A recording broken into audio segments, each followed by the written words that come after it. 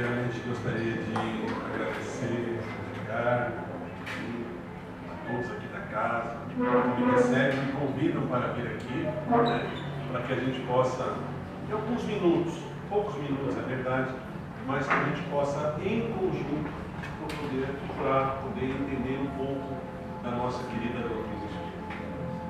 Na noite de hoje, meus amigos, eu gostaria de falar um pouquinho sobre essa obra, não sei se alguém já leu ou conhece, é o livro Os Mensageiros.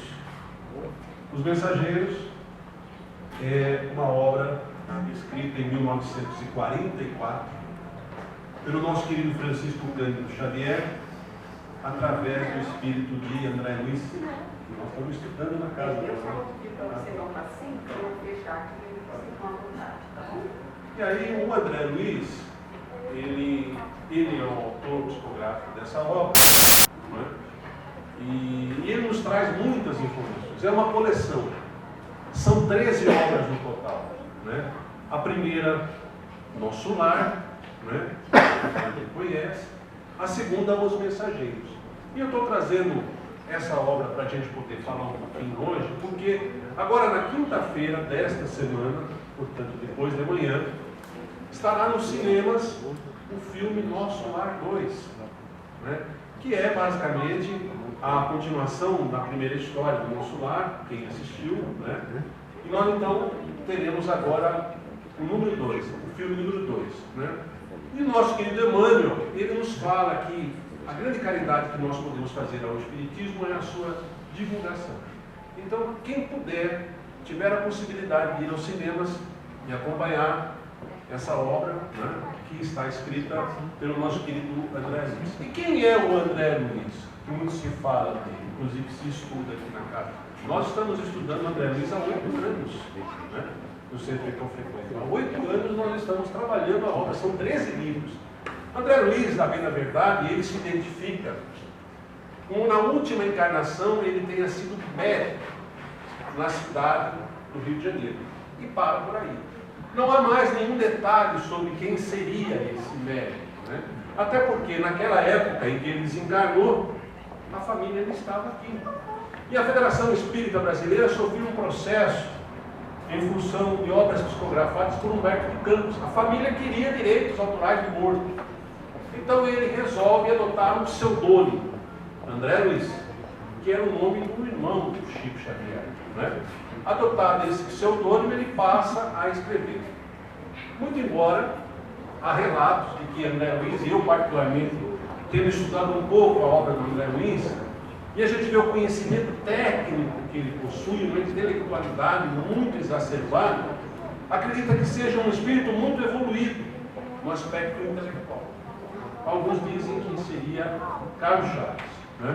Médico sanitarista, que foi inclusive indicado 2 vezes ao prêmio Nobel. Mas enfim, Emmanuel nos fala no prefácio do Nosso Lar, não importa quem seja, né?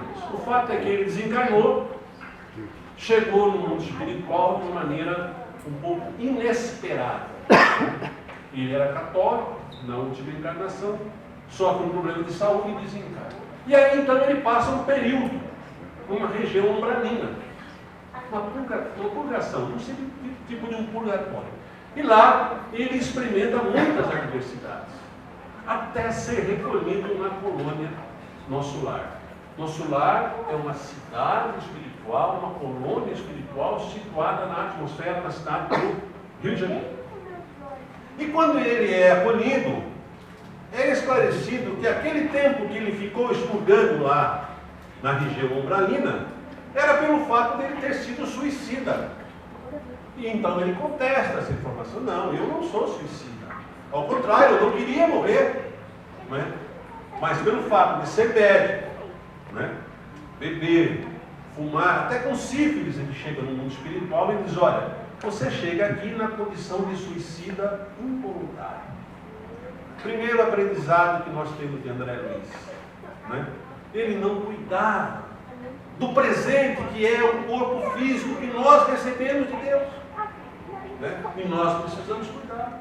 Hoje eu estava falando pela manhã com moradores de rua e conversando com eles, dizia: olha, eu sei que ninguém tem carro aí, mas se tivesse, alguém abasteceria o carro no posto de combustível adulterado? Não. Então pensem no que estão injetando no seu próprio corpo. Ou seja, nós precisamos cuidar do nosso corpo físico, presente de Deus. Não é? E muitas vezes esquecemos disso. Não é? E aí então ele chega nessa condição, tem a possibilidade de se recuperar na colônia e diz, olha, eu gostaria de rever os meus familiares. Ele desencarnou de repente. Ele gostaria de saber como é que estava a esposa, a Zélia, e os filhos que ele havia deixado aqui no mundo carnal. E aí então é dito a ele, André, aqui o processo é meritório. Se tiveres bônus hora, conseguirá aquilo que quiser. Então ele se dispõe a trabalhar. Trabalhar para ter a possibilidade de rever a família que havia ficado aqui encarnada. Né? Ele faz isso. No entanto, os Espíritos advertem que tudo é a seu tempo, para que ele estivesse preparado para essa situação. E ocorre que quando ele tem a oportunidade de vir visitar a família, eis que há então uma surpresa, está lá no filme. Ele encontra a mulher dele, a Zélia, casada com outro homem, morando na casa dele. E os filhos já nem lembravam dele. Novo ensinamento de André Luiz. Nada é nosso. Nem os filhos são nossos. Aquela mulher já havia casado de novo. Estava morando lá na casa dele. Usando os móveis que eram dele, André Luiz. E no princípio ele se desespera. Não entende aquela condição, mas é dito para ele, André, este aí, o italiano que estava lá, é o que está cuidando da sua família agora. Né? Ou seja, nada é nosso, meus amigos. Né? Muitas vezes nós ficamos apegados a bens materiais, a sentimentos, a sensações, às pessoas, e nós vamos deixar. Né? Então, quando ele entende isso, ele é admitido como cidadão nosso lar. E a partir daí começa o livro número 2, os mensageiros. Porque quando ele chega à colônia e é admitido nessa condição, ele fala, bom, então eu gostaria de trabalhar. E ele se apresenta para trabalhar no Ministério das Comunicações. A colônia Nosso Lar é uma colônia muito bem estruturada. Tem 6 ministérios. Um deles é o Ministério da Comunicação. E ele se apresenta para trabalhar agora não para si próprio, mas para terceiros. Fazer o bem ao próximo.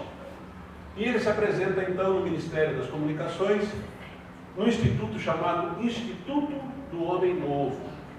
E lá ele se apresenta e se junta a outros 50 espíritos que trabalham junto àquele instituto, liderados por Aniceto. Né? O Aniceto é o Edson Celular aí no filme, para quem for assistir. Né? E o Aniceto então diz a ele, olha gente, aqui nós temos um trabalho baseado na disciplina. Gente, esta foi a grande recomendação que o nosso querido Emmanuel fala a André Luiz, fala a Chico Xavier, quando ele diz a ele, estás preparado? Disciplina para o próprio trabalho. Porque quando nós assumimos o compromisso no mundo espiritual, nós precisamos realizar a tarefa aqui no mundo encarnados. Ele explica que muitos assumem o compromisso no mundo espiritual, se preparam na espiritualidade, depois reencarnam, merecem o esquecimento, porque quando nós encarnamos, nós esquecemos o que fizemos na vida passada, e ainda bem, não é? Imaginaram se a gente lembrasse de tudo que a gente fez nas vidas anteriores, né? Esquecemos o compromisso e falhamos. E aí ele diz, esses são os desculpistas. Aqueles que assumem o compromisso e na hora da tarefa acham uma desculpa. Ah, hoje eu não vou no centro porque está chovendo. Hoje eu não vou porque vai ter jogo. Né? Acham um compromisso para realizar a tarefa que haviam assumido o compromisso no mundo espiritual. Então ele se junta a esse grupo de 50 espíritos, né? Que aqui encarnados, a maioria deles teve profissões diversas. Padres, professores, engenheiros, só não tinha advogado. Mas aí eles se juntam para realizar uma tarefa de trabalho, né? Uma excursão ao plano terra. E o livro, meus amigos, ele é muito interessante porque o André Luiz, como repórter que é do mundo espiritual, ele dá detalhes de como seria essa viagem. da colônia no solar até a costa. Ele nos desenha como seria esse ambiente, dizer é um ambiente de um filme de terror, quando ele sai da região protegida para chegar então à crosta terrestre. Ele vai narrando os cenários, está lá no livro. Evidentemente que não temos como a gente detalhar aqui nesta palestra, e talvez o filme também não demonstre isso. Mas fica o convite para aqueles que tenham a oportunidade, queiram ler essa obra, que é muito interessante, que o façam.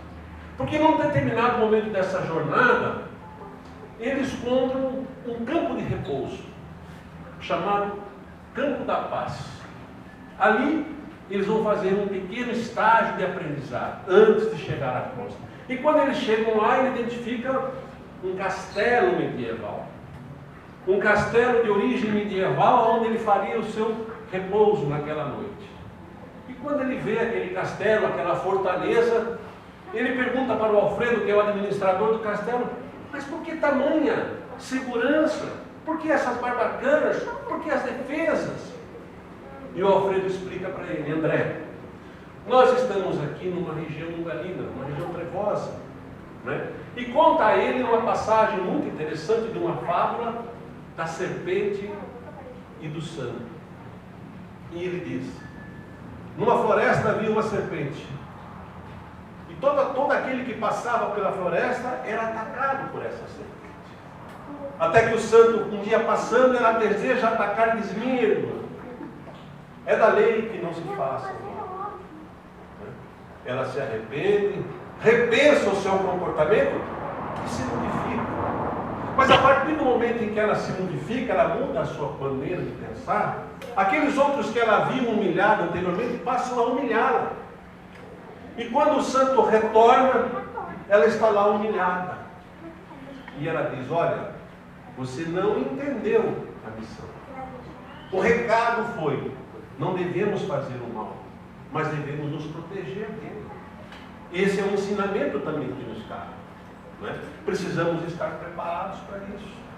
E foi esse o recado. E quando ele chega naquele castelo, ele começa a detalhar, inclusive o mobiliário, as obras de arte que ele encontra. Ele encontra um quadro e diz, olha, eu conheço essa obra. Essa obra eu já vi. É o Martírio de Saint-Denis, de Monet. E ele diz, André, o que você viu foi uma cópia do que existe aqui no mundo espiritual. Porque tudo o que está na Terra, onde estamos aqui, é cópia do que existe no mundo espiritual.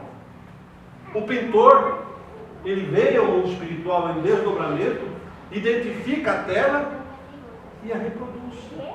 Quando nós lembramos disso, nós pensamos em Platão, no mundo das ideias.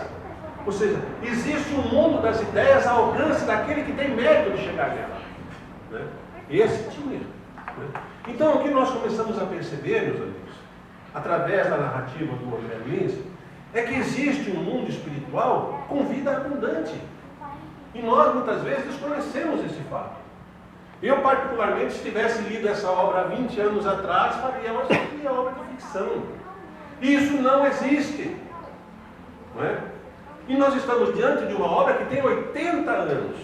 Uma obra, inclusive, que foi narrada à época da Segunda Guerra Mundial. E ele dá detalhes de resgate de muitos que desencarnaram na Segunda Guerra Mundial. Né? E ele continua detalhando o Campo da Paz. Até que ele chega num galpão enorme, segundo ele, com 3 metros de extensão, com aberturas na altura, e diz, olha, aqui estão espíritos, haviam quase 2.000 desencarnados naquela posição, que estavam lá um ao lado do outro, em coma cadavérico. E ele pergunta, o que eles estão fazendo? Por que estão dormindo?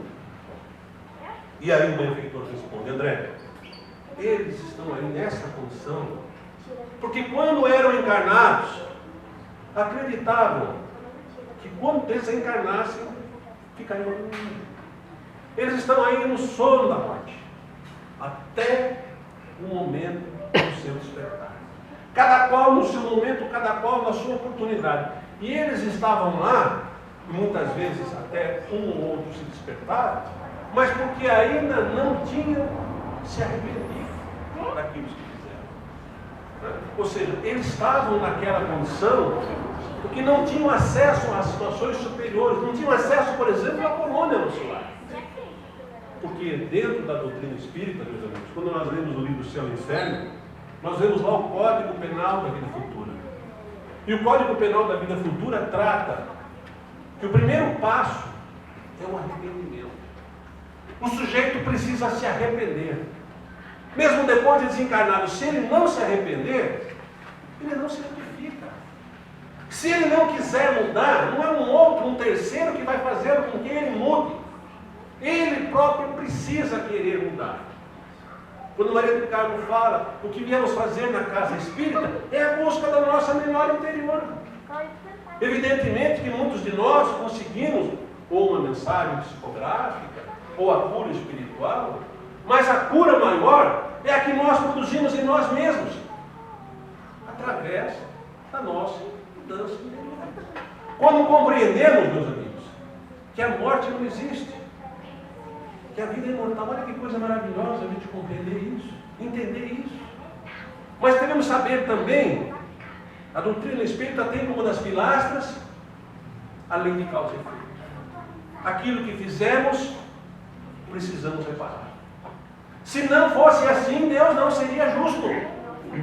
E aí alguém pode perguntar, bom, mas então por que uns nascem na riqueza e outros na pobreza? Uns nascem sãos e outros doentes. Aonde está a justiça de Deus? Na reencarnação. Né? O que nós fizemos nas vidas passadas? O que terei feito eu numa vida passada para agora estar aqui falando de Jesus, defendendo a doutrina? Será que eu não teria sido um algoz? Será que quando eu estive lá junto de Jesus, não disse, solta Barrabás, justificam? E agora nós precisamos defender a doutrina? Defender Jesus? Né?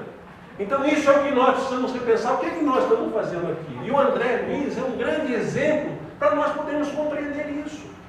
Porque muitas vezes nós ficamos digladiando por determinadas situações que não vai resolver, que não vamos levar. Não é? Tudo é emprestado. Serve para a nossa evolução moral e intelectual. E o esforço de cada um é que vai levar a melhora de cada um de nós. Né? Então, meus amigos, quando ele então resolve passar por essa região e seguir para a crosta, ele começa a fazer essa narrativa. Né? Ele vai descendo até então que ele chega e se aproxima da atmosfera e vê ao horizonte. Interessante isso que ele fala. Ele não vê para baixo, ele vê ao horizonte a Serra de Petrópolis. E se achega então a cidade do Rio de Janeiro. E quando ele está lá na cidade do Rio de Janeiro, eles vão a uma casinha de subúrbio, um núcleo humilde, onde morava Isabel e 3 filhos, 2 meninas e um menino. Isabel e as meninas eram oriundos da colônia Nosso Lar. O menino não. O marido havia desencarnado há pouco tempo. E eles estão lá, nessa casa. E quando eles chegam lá, eles percebem que o marido desencarnado lá se encontrava. Ele se apresenta e diz, olha, desencarnei há pouco tempo, mas recebi o mérito, por mérito, de estar aqui ajudando a minha família. Ou seja, ele estava desencarnado, no mundo espiritual, mas incluindo os seus familiares e ajudando. Às vezes incluindo os vizinhos. Ó, leva um pedacinho de bolo, ninguém tem nada para comer lá. Né? E a senhorinha Isabel, resistente, usava a casa como um núcleo de assistência e amparo, inclusive aos espíritos que ali chegavam. Fazia lá o evangelho do lar. Né? As meninas o acompanhavam. O menino, o Joãozinho, não. O Joãozinho não era o único da coluna do lar. O Joãozinho estava lá justamente para testar a paciência de todos eles. Porque estava lá, e quem que não tem dentro da sua família aquele que é um pouquinho mais desligado? O Joãozinho estava lá em provas, para receber o auxílio daquelas irmãs, para auxiliar na sua evolução. E meus amigos, quando nós precisamos de paciência e pedimos paciência a Deus, Aí então ele coloca uma pessoa difícil na nossa vida. Está lá. Todo mundo tem. Não é? Lá em casa nós temos esses familiares difíceis e o Joãozinho era um deles. O Joãozinho estava lá para colocar a família em prova. E para receber a educação moral que necessitava. Porque a evolução, meus amigos, ela vai se dar no todo. A evolução vai começar por cada um de nós. Mas a evolução só vai se dar quando todos evoluem. Se nós imaginarmos que essa evolução vem de cima para baixo, positiva, por um governo, por um Estado, nós estamos enganados. A evolução está dentro de nós. E quando eu melhoro, o educado melhora, os demais melhoram, a sociedade melhora como um todo. E é esse processo que nós estamos vivendo nesse momento. O fato é que quando nós vemos a televisão, nós imaginamos, está tudo às avessas. Né? Principalmente quando a gente vê o noticiário político e policial. O fato é que nós estamos em reforma, estamos em manutenção. Estamos em manutenção do nosso planeta. E só ficará aqueles que tiverem condição de ficar dentro desse processo de transição. Porque Jesus nos asseverou: a terra será dos mansos e pacíficos. Há muitas moradas na casa do meu Pai. Ou seja, aqueles que não tiverem a oportunidade, ou não aproveitarem essa oportunidade, serão exilados. Não é? Nós estamos dentro de um processo de transformação e nós temos que fazer a nossa parte. Não é? E não é ser santo. Porque aqui eu acredito, eu pelo menos falo por mim, estou muito longe da santidade. Talvez estivéssemos um muito próximo, esse aqui, Francisco Cândido Xavier. Esse estava próximo. Esse sim. Esse, eu acredito que a gente vai passar muitos anos e não vai compreender Francisco Cândido Xavier. Né? Eu acho que há 80 anos, gente. Nós estamos falando de um livro que tem 80 anos, que ele dá detalhes da vida no mundo espiritual, como as coisas se deram. Né? E não foi só isso. Não foi só a obra mediúnica que Francisco Cândido Xavier nos deixou. Foi um legado de trabalho e cooperação para com o próximo. Se não fosse assim, ele não teria atraído espíritos superiores que estavam junto dele, dentro do processo psicográfico. Ou seja, nós atraímos aquilo que somos. Se nós estamos vinculados em nossos pensamentos a coisas boas, à caridade, ao bem, ao trabalho ao próximo, nós atraímos pessoas semelhantes. Mas se nós estamos com os nossos pensamentos desvirtuados, vinculados ao mal, né? Ou muitas vezes com pensamentos difíceis. Ontem eu conversei com uma moça, ela me falou: olha, há 20 anos eu penso no suicídio. Né? Querida, não está na hora de você modificar esse pensamento? Porque esse pensamento suicida atrai espíritos na mesma condição vibratória. Da mesma forma em que, se eu penso em praticar o mal, fazer algo de errado, eu vou atrair espíritos nessa condição. Ou se eu fico numa situação depressiva, atraio também espíritos nessa mesma condição. Somos o que pensamos, somos energia. Isso, o trabalho depende de nós. Não é o outro. Evidentemente que muitas vezes nós estamos caídos, não temos força e precisamos de ajuda. E não é errado pedir ajuda. Ao contrário, quando necessitamos da ajuda, temos que ter a humildade. Olha, eu não consigo mais. Eu não sei quantas vezes já dobrei o meu joelho e diz: olha, agora não dá mais. Agora é contigo aí. Dá uma mão. Me ajuda. E nós temos o poder da fé, da oração. Não podemos resistir neles amigos. E o André é prova disso. E aí ele chega naquela casinha, reunido, né, onde se faz uma reunião mediúnica. E é muito interessante, eu não sei se alguém já acompanhou, e aparecem nessa reunião espíritos desencarnados que muitas vezes não têm ainda consciência da desencarnação. E por que não sabem? Porque estão vinculados às coisas materiais. O sujeito morreu, mas ainda está pensando naquilo que é dele, então ele fica aprisionado. Né? E aí aparece na reunião mediúnica 2 espíritos ali, conduzidos por parentes, e o benfeitor diz: olha, esses ainda não estão em condições, não tragam ele aqui, porque ainda não podem, não querem receber eles. Porque só no momento em que nós estamos preparados para isso, é que esse bem acontece. Eu diria aos senhores que eu nasci numa família católica, meus parentes e meus familiares todos são católicos. O único espírita lá sou eu. Então logo se vê que ninguém muda ninguém. Né? Mas eu também não imponho nada. E aceito a condição religiosa de cada um. E eu também fui. Né? Eu trabalhava em São Paulo, na Rua Maria Paula, bem em frente à Federação Espírita. Almoçava todo dia lá do lado. E nunca tive a curiosidade de ler uma obra de Allan Kardec. Mas quando a dor se estabeleceu, quando eu passei por momentos difíceis, né?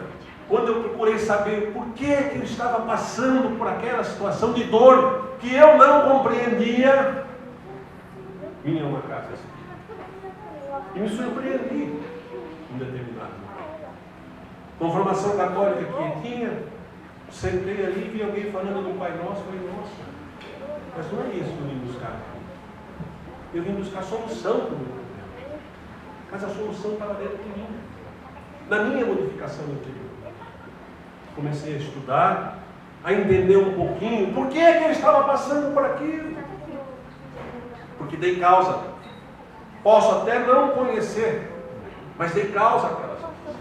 E precisava reparar aquele erro, aquela queda, aquele irmão que eu muitas vezes posso ter levado a uma condição difícil. E estava agora reparando o meu erro. Aceitar com resignação. A ninguém é dado um fardo maior que não se pode. Quando aquele homem procura Jesus e diz a ele, mestre, o que devo fazer para entrar no reino dos céus? Jesus diz a ele, pegue a tua cruz e me segue. Não abandone a tua cruz. Pegue a tua cruz. Cada qual de nós temos uma missão, um trabalho, uma tarefa. Como dissemos aqui, como a Maria Regina falou, ninguém veio a passeio aqui neste plano. Viemos a trabalho com uma tarefa, todos nós, para que nós possamos melhorar, evoluir moral e intelectualmente. E o que nós estamos fazendo com esses talentos, meus irmãos? Com os talentos que Deus nos deu, aqueles que nós conhecemos na parábola dos talentos. Nós estamos multiplicando ou nós estamos enterrando os nossos talentos? É preciso fazer essa reflexão. O que é que nós estamos fazendo aqui de fato? Qual é a nossa missão aqui enquanto encarnados? Eu sei que cada qual tem a dele. Nesse livro há situações interessantes, porque ele conta a história de vários médiuns que assumem compromisso no mundo espiritual e quando chegam aqui, falham. E tem um caso lá que é o caso do Otávio, está lá no livro. O Otávio, ele havia se preparado 30 anos no mundo espiritual para a sua reencarnação futura. Ele reencarnou lá no mundo espiritual, na coluna Nosso Lar, ele se preparou e ao lado dele ele tinha 6 espíritos que o auxiliaram. Ele reencarnou numa família cuja mãe era espírita, o pai materialista. Interessante essa história porque o André Luiz, em outras obras, ele nos fala que aqueles que possuem méritos, que programam a sua reencarnação, podem programá-la, que muitos não podem. Nós vimos que aqueles que estavam lá na região umbralina.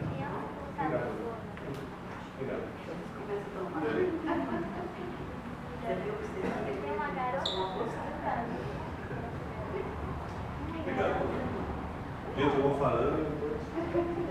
Maria do Carmo sabe como é que é. Ai, graças a Deus. Graças a Deus.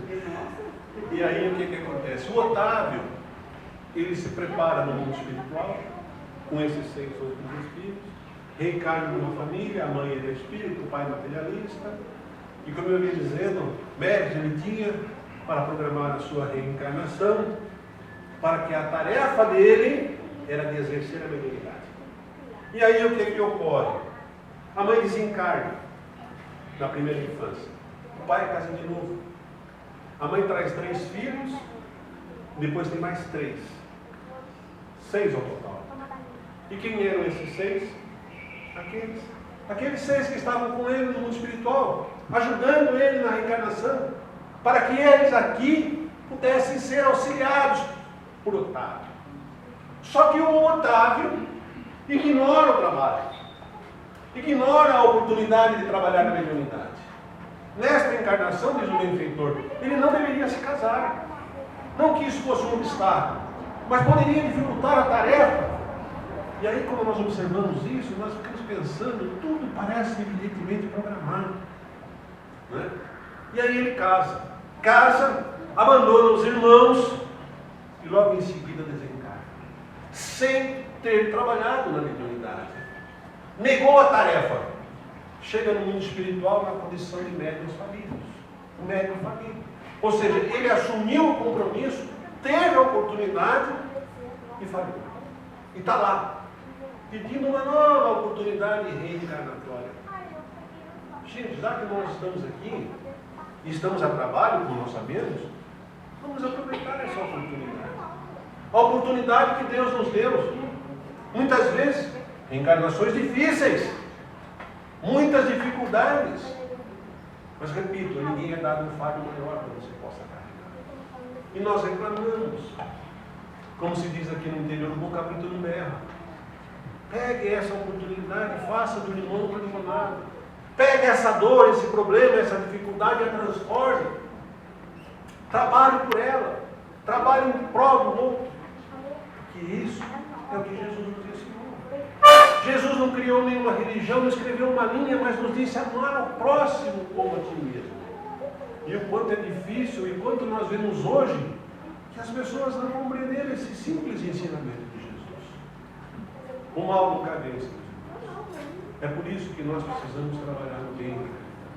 Porque quando nós trabalhamos no bem, trabalhamos na caridade, não só nós atraímos para nós espíritos benfeitores que estão ao nosso lado e confiam conosco, trabalham conosco, sabem que nós vamos estar aqui na terça-feira para assistir a palestra, para trabalhar, se dispõem a ajudar, confiam no nosso trabalho, porque nós estamos aqui encarnados e desencarnados numa única atmosfera para a nossa evolução. Então eu convido aqueles que ainda não leram o André Luiz, as obras de André Luiz, que são extraordinárias, nós estamos estudando, né? Nós vamos começar a primeira obra. Nosso lar. Nosso lar. Uma obra extraordinária. Obra extraordinária. É aberto. Nosso lar. O nosso lar, até o próprio Chico Xavier, ele se espantou com a obra. A obra foi escrita antes, que fala da colônia espiritual Nosso Lar, uma colônia espiritual criada por portugueses no século XVI, que tem o formato da estrela de Davi, né? 6 ministérios, sendo 2 superiores, uma evolução espiritual, mas só tem acesso às colônias Nosso Lar, inclusive ainda é uma região umbralina, aqueles que têm merecimento. Né? Muitos, aqueles que ainda não tiveram a possibilidade, precisam cuidar, precisam trabalhar, melhorar na sua reforma interior para ter acesso àquela condição. E nós vemos, meus amigos, os relatos dos nossos amigos espirituais, que eles ajudam, que eles estão ao nosso lado, querem fazer a parte deles, mas nós precisamos dar apoio, estar em sintonia com isso. Né? Então, o que nós queremos, o que nós pedimos, é a possibilidade do trabalho. Nosso lar é uma colônia de trabalho. Trabalho e educação. E é o que nós estamos fazendo. Meus amigos, basicamente, o que eu gostaria de falar aos senhores é esse convite, né, sobre essa obra, o Mensageiro, obra número 2, para aqueles que tiverem a oportunidade, acompanhem o cinema, leiam o livro especialmente, porque, evidentemente, eu não vi o filme, mas o Nosso Lar, por exemplo, o Wagner de Assis, ele pega os primeiros capítulos e os últimos capítulos da obra. Né? E, evidentemente, que dessa obra não vai ser diferente, acredito eu, ele vai ter que fazer um roteiro, né? Mas o livro é extraordinário. Ele dá passagens assim muito interessantes. E as demais obras do André Luiz são obras muito interessantes. Falam da mediunidade, falam da vida pós-morte, falam do suicídio, da reencarnação, né? Falam daqueles completistas, e são obras, inclusive, de caráter científico, né? Que eu, particularmente, quando eu leio, eu falo, não é possível. eu não conseguia entender, né? Ou seja, o tamanho que é o ensinamento que a espiritualidade nos traz através das nossas Xuxa. Ana Carmen, queria agradecer mais uma vez. Gente, eu já venho bastante tempo, né? Desde a outra casa. Você nos acompanha. É verdade. Como nos primeiros palestrantes na nossa casa, É verdade. que era tão pequena. É verdade. Eu sempre lembro da nossa casa muito pequenininha. É verdade. Quem está nos acompanhando o tempo, né? Tem muitas pessoas que eram na outra casa. E tinha uma parede no meio. E Edilson, sabe, ela assim, falava um pouco com essa sala, um pouco com ele, uma paciência, sabe? E, gente, eu tenho que confessar uma coisa, a Maria do Carmo foi uma das primeiras que me deu a oportunidade de falar. Né? Aí não para mais, né? Aí vai falando, vai falando. Que bom, né? Porque muitas vezes a gente é intuído a falar. Eu não consigo trabalhar com alguns palestrantes que trabalham com o pai de ponte. Alguns, evidentemente que é muito mais fácil, mas eu não consigo. Eu sou de uma outra formação, né, da datilografia, a SDFG Clássico. Então a gente. Não, eu vou no improviso. E aí os amigos espirituais ajudam. Não é? Eu estava um dia fazendo uma palestra no Novo Centro, lá no domingo de manhã, chovendo. Tinha pouquíssima gente, parece que não vai ninguém. As 4 pessoas, né? As 4 pessoas. Falei, eu vim e vou falar. Vou falar de Jesus. Né? Fiquei de pé e comecei a falar. Terminou a palestra, aí apareceu uma senhorinha, né? Falei assim, olha, eu gostei muito da sua palestra, sabe? Mas, para falar bem a verdade, aqueles dois que estavam do seu lado ajudou muito. Ajudaram demais você. Falei, eu não tenho dúvida. Eu não tenho dúvida. A gente é intuído a falar. A gente que acredita na espiritualidade. Né? Muitas vezes a gente fica cético. Será? Ontem mesmo foi um rapaz no centro, sabe, Lucas? E ele falou assim, não, mas eu não acredito. Não, tá bom, mas já que você está aí, né? Assista a palestra pelo menos. Ouça, né? Veja se tira alguma coisa de bom. Isso, né? É que nem esses dias também uma pessoa me ligou e falou assim, olha, você conhece algum centro que trabalha com cura? É um amigo meu. Ele não tem muita fé, ele não acredita muito não. Eu falei, eu não conheço. Se o camarada não tiver fé, como é que a coisa vai se realizar? Como é que vai conectar com o alto? Não é? Nós precisamos ter fé, acreditar. Não é tocar na chave, aí fica fácil. Né? Nós precisamos acreditar. Vai dar certo. Eu vou conseguir. Eu vou acertar. Né? E nós estamos aqui para isso mesmo. Porque quem não errou, vai errar mesmo. Né? E vai acontecer. Nós estamos aqui para aprender. Gente, muito obrigado pela atenção.